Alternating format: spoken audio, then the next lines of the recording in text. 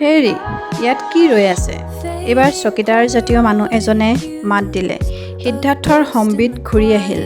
নীলা দুপাট্টাখন দেখুৱাই সি ক'লে, সেইখন এতিয়া তললৈ পৰি যাব। মানুহটোৱে আচৰিত হৈ সিদ্ধাৰ্থৰ মুখলৈ চালে। যাব যদি যাব, আপুনি ইয়াত ওপৰলৈ চাই আছে যে? সিদ্ধাৰ্থই এইবাৰ চলচলীয়া হোৱা চকু দুটা মোহাৰিলে। ইয়াত এতিয়া শিৱানী নাই। কিন্তু কিয় নাই? শিৱানীবিহীন এই পৃথিৱীত সি জীয়াই থাকিব কেনেকৈ? শিৱানীক এৰি চুৰতলৈ গুচি যোৱাৰ পাছৰ পৰা 5 দিন মোবাইল ফোনত ঘণ্টাৰ পিছত ঘণ্টা কথা পাতিছিল সিহঁতে। শিৱানীৰ ৰিজাল্টলৈ ভয় কৰিছিল। সি কৈছিল, পৰীক্ষা আৰু ৰিজাল্টে মানুহৰ জীৱন নিয়ন্ত্ৰণ নকৰে। তুমি কি কাম কৰিবা সেয়াহে তোমাৰ প্ৰকৃত উদ্দেশ্য। সিদ্ধাৰ্থৰ সকলো কথা ঘূৰি ঘূৰি মনলৈ আহি থাকিল। মোৰ এখন স্কুল খুলিবলৈ ইচ্ছা আছে। সেই স্কুলত এবছৰীয়া কেঁচুৱাৰ পৰা 10 বছৰলৈকে ল'ৰা-ছোৱালী দিনত ৰখাৰ ব্যৱস্থা কৰিম। ক্ৰেচ খুলিবা?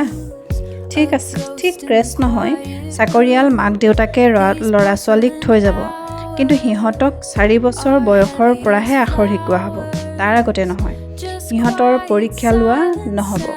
যি ভাল পায় সেই বিষয়কে শিকিবলৈ দিয়া হ'ব। ন' এক্সাম, ন' টেনশ্যন, ন' ফ্ৰাষ্ট্ৰেশ্যন। সেই স্কুলতে আমাৰ ল'ৰা-ছোৱালীয়ে পঢ়িব। আনে নপঢ়িলেও সেই স্কুলত সিহঁতে পঢ়িব। হ'ব? তুমি ধেমালি কৰিছা? মই কিন্তু সঁচাকৈয়ে এই স্কুলৰ কথা ভাবি থাকোঁ। তুমি বৰ ভাল ছোৱালী শিৱানী। সিদ্ধাৰ্থৰ শিৱানীলৈ সেইদিনা বেছি মৰম লাগিছিল। সৰল আৰু মহৎ হৃদয়ৰ অধিকাৰী নহ'লে শিৱানীয়ে এনে চিন্তা কৰিব নোৱাৰে। শিৱানীৰ শেষ ফোনটো পোৱাৰ দিনা সি চিঞৰি দিছিল, কি 78% পাইছা তুমি? বঢ়িয়া, কংগ্ৰেচুলেশ্যনছ। মই গৈ আছোঁ, চেলিব্ৰেট কৰিম একেলগে। গৈয়ে তোমাক 21টা চুমা খাম। 21টা বুজিছা? ক'ত খাম নুসুধা যে? শিৱানীৰ কোনো উত্তৰ নাছিল। তাই নীৰৱ হৈ আছিল। শিৱানী, সি কেইবাবাৰো মতাৰ পিছত তাই কৈছিল, তুমি মোক লগ নোপোৱা হ'লে ভাল আছিল সিদ্ধাৰ্থ। কিয়? মই বৰ দুৰ্ভগীয়া।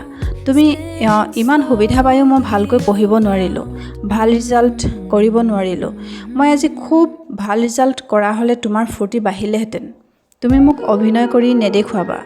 আজিৰ দিনত মই যি নম্বৰ পাইছোঁ তাৰ বাবে বহুত প্ৰিয় বস্তু হেৰুৱাব লাগিব। বহুত। সকলোৱে মোক পুতৌ কৰিব এই ৰিজাল্টৰ বাবে।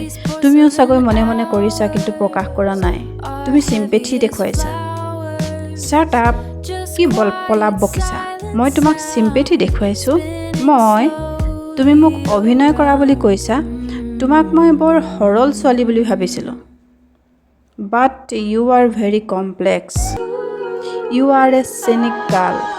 যি নিজৰ কৃতকাৰ্যতাত সুখী হ'ব নোৱাৰে, যি নিজকে প্ৰতিযোগিতাৰ ঘোঁৰা বুলি ভাবে, যি আপোনজনকো সন্দেহত ৰাখে, তেনে মানুহে কাকো ভাল পাব নোৱাৰে। তুমি নিজেও নিজক ভাল পাব নোৱাৰা।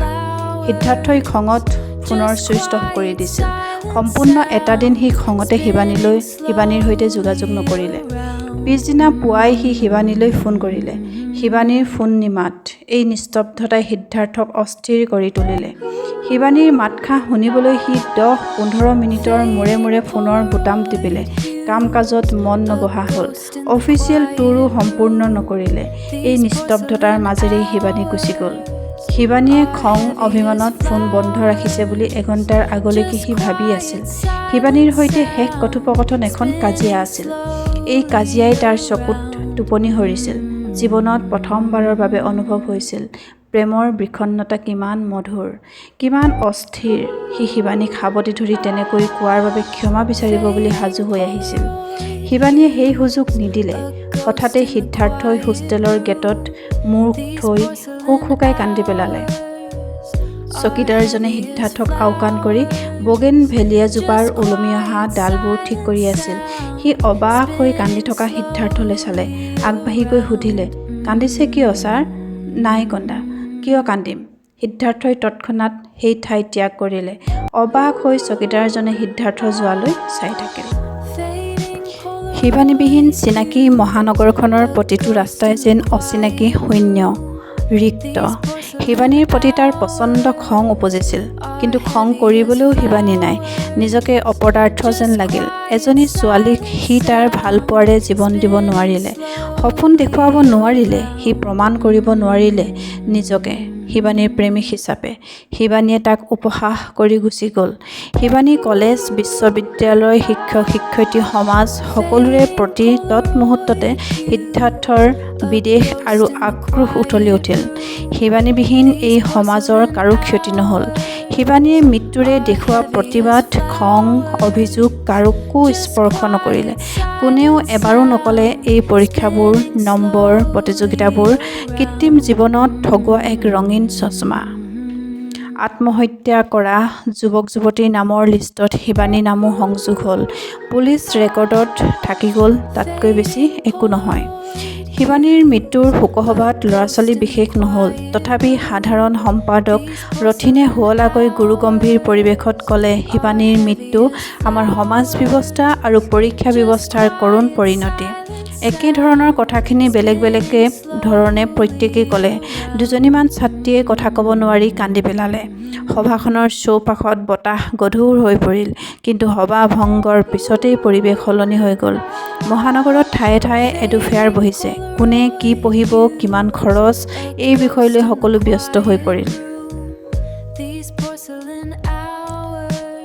দিল্লী, মুম্বাই, বাংগালোৰ, পুনে আদি ঠাইৰ নিৰ্বাচনৰ লগত কেৰিয়াৰ 100% জব ছিকিউৰিটি ইত্যাদি শিক্ষানুষ্ঠানসমূহৰ বিজ্ঞাপনসমূহ প্ৰচাৰিত হ'বলৈ ধৰিলে মুখে মুখে।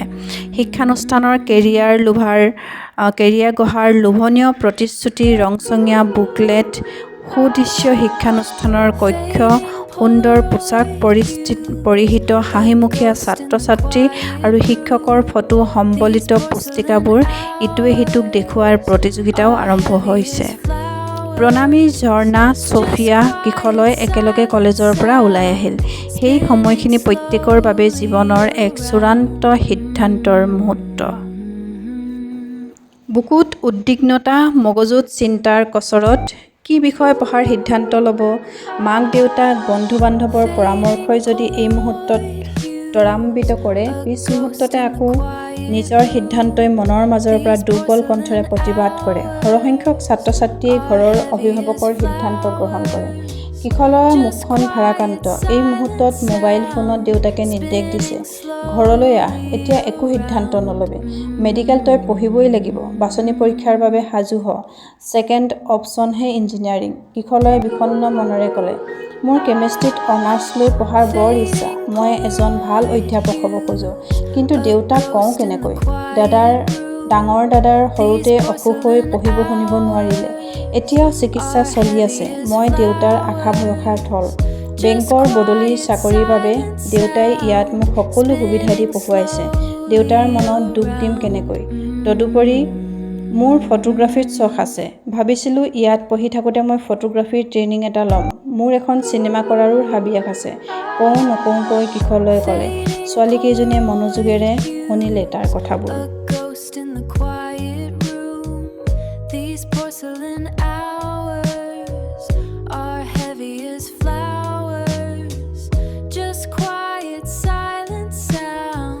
তাইৰ হাতখনে জঠৰ হৈ তাৰ হাতৰ মুঠিত থাকি বিশ্বাস কৰিছিল তাৰ কথাবোৰ। শিৱানী, সি মাতিছিল। তাই তাৰ মুখলৈ চাই হঠাতে অস্ফুট স্তৰত কৈছিল, মোৰ নামটো তোমাৰ মুখত ইমান ভাল লাগিছে। তাৰ পিছত শিৱানী সহজ হৈ পৰিছিল। মাত্ৰ সেইদিনাই প্ৰথম আৰু শেষ লগ পোৱা শিৱানীৰ সৈতে। কফি খাওঁতে তাই সুধিছিল, মোৰ ওচৰত তোমাৰ কি দাবী আছে? সি কৈছিল, দাবী? কি দাবী থাকিব? এটা দাবী আছে। ঠিক এইদৰে তুমি মোক চিৰজীৱন ভাল পাই থাকিবা। এই পৃথিৱীত ভাল পোৱাৰ বৰ আকাল। তুমি ভাল পাই থাকিলে মই সকলো বাধা বিঘিনি উফৰাব পাৰিম। বলে নোৱাৰা কামবোৰ সহজে কৰিব পাৰিম। শক্তিমানৰ দৰে। টিভি চিৰিয়েলৰ শক্তিমান যে, তাই হাঁহি হাঁহি কৌতুক কৰিছিল।